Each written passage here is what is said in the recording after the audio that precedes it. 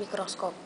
Mikroskop dapat dikelompokkan menjadi dua kelompok besar berdasarkan sumber penerangannya atau iluminasi, yaitu mikroskop cahaya dan mikroskop elektron. Mikroskop cahaya meliputi mikroskop medan terang, medan gelap, fase kontras, dan pendar Floer. Mikroskop elektron ada dua tipe, yaitu tipe transmisi dan tipe pindai atau scanning.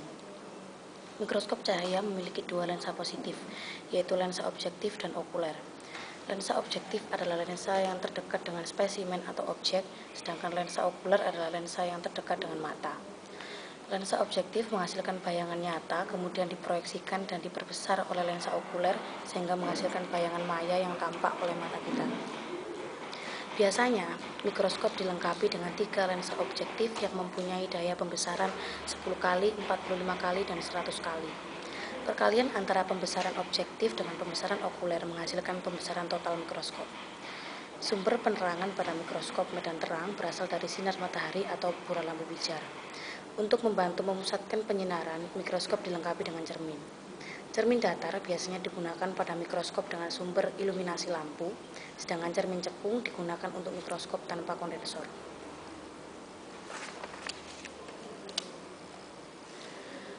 Struktur sel terdiri atas dua bagian, yaitu protoplas dan membran atau dinding sel. Membran atau dinding sel merupakan bagian terluar sel yang membatasi protoplas dengan lingkungannya. Protoplas berisi cairan kental yang disebut protoplasma. Di dalam protoplasma ditemukan beragam organel. Berdasarkan letaknya, protoplasma dibedakan atas sitoplasma dan nukleoplasma. Sitoplasma terdapat di antara inti sel atau nukleus dengan membran sel, sedangkan nukleoplasma terdapat di dalam nukleus. 1. Membran sel. Membran sel atau membran plasma merupakan bagian terluar sel yang bertindak sebagai pembatas antara inti sel dengan lingkungan luarnya. Membran plasma mempunyai beberapa fungsi, diantaranya sebagai berikut. A. Mengontrol atau mengendalikan pertukaran zat antara sitoplasma dengan lingkungannya. B. Sebagai reseptor atau penerima rangsang, seperti hormon dan bahan kimia lainnya yang berasal dari lingkungan luar sel ataupun bagian lain dari dalam sel itu sendiri.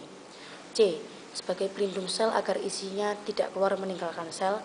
D. Mengontrol zat-zat yang akan masuk atau keluar meninggalkan sitoplasma. Pada sel tumbuhan dan prokariotik, membran selnya berubah menjadi kaku dan disebut dinding sel yang berfungsi sebagai pelindung dan penunjang. Organel tersebut terbentuk dari hasil aktivitas protoplasma. Oke. Coba dari mikroskop, silakan. Mikroskop. Mikroskop dapat dikelompokkan menjadi dua kelompok besar berdasarkan sumber penerangannya atau iluminasi, yaitu mikroskop cahaya dan mikroskop elektron. Mikroskop cahaya terdiri dari mikroskop medan terang, medan gelap, fase kontras, dan pendar Floer, sedangkan mikroskop elektron terdiri atas dua tipe, yaitu tipe transmisi dan tipe pindai atau scanning.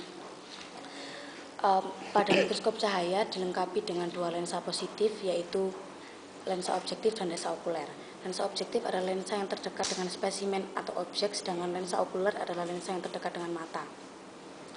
Lensa objektif menghasilkan bayangan nyata yang kemudian diproyeksikan dan diperbesar oleh lensa okuler sehingga menjadi bayangan maya yang tampak oleh mata kita. Pada mikroskop biasanya dilengkapi dengan 3 lensa objektif dengan daya pembesaran 10 kali, 45 kali, dan 100 kali. Perkalian antara pembesaran objektif dengan pembesaran okuler menghasilkan pembesaran total mikroskop. Sumber penerangan pada mikroskop medan terang berasal dari cahaya matahari dan bola lampu pijar. Biasanya, untuk membantu memusatkan penyinaran, mikroskop dilengkapi dengan cermin.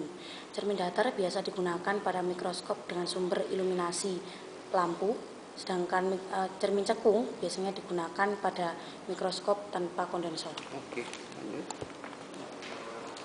Struktur sel terdiri atas protoplas dan membran atau dinding sel.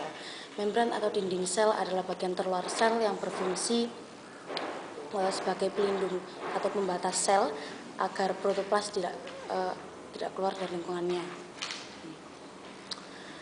Di dalam di dalam protoplas ada cairan kental yang disebut dengan protoplasma, dan di dalam protoplasma berisi beragam organel.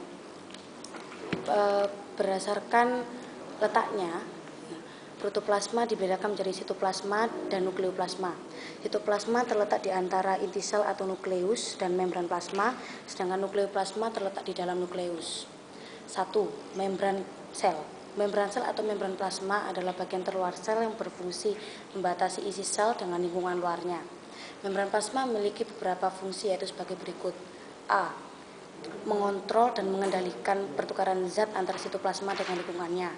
B. Sebagai reseptor atau penerima rangsang seperti hormon dan bahan kimia lainnya, baik itu berasal dari luar lingkungan sel maupun itu berasal dari bagian lain pada sel itu sendiri. C. Sebagai pelindung sel agar isinya tidak keluar meninggalkan sel. Dan yang D. Mengontrol zat-zat yang akan masuk dan keluar meninggalkan sel. Pada sel tumbuhan dan prokariotik, membran selnya berubah menjadi kaku dan biasa disebut dengan dinding sel. Dinding sel berfungsi sebagai pelindung dan penunjang. Organel tersebut terbentuk dari hasil aktivitas protoplasma. Di antara dinding dua sel yang berdekatan terdapat lamela tengah. Di antara dua sel yang bertetangga terdapat pori. Dan melalui pori tersebut, plasma dua sel yang bertetangga dihubungkan dengan benang-benang plasma atau biasa disebut dengan plasmodesma. Plasmodesma diduga berperan dalam memfasilitasi gerakan berbagai zat dan menghantarkan impuls antar sel. 2. Sitoplasma. Sitoplasma adalah protoplasma yang terletak atau menempati ruang di antara inti sel atau nukleus dan membran plasma. Sitoplasma pada sel tumbuhan dibedakan menjadi dua, yaitu ektoplasma dan endoplasma. Ektoplasma adalah sitoplasma yang berbatasan dengan membran plasma, sedangkan endoplasma adalah sitoplasma yang terletak pada bagian yang lebih dalam. Sitoplasma pada sel tumbuhan atau di dalam ektoplasma ditemukan banyak plastida. Pada sel hewan, ektoplasma adalah membran plasma itu sendiri atau terletak pada membran plasma itu sendiri, sedangkan cairan yang berada di sebelah dalam ektoplasma merupakan endoplasma. Dan pada sel hewan tidak ditemukan adanya komponen plastida. Oke, terima kasih.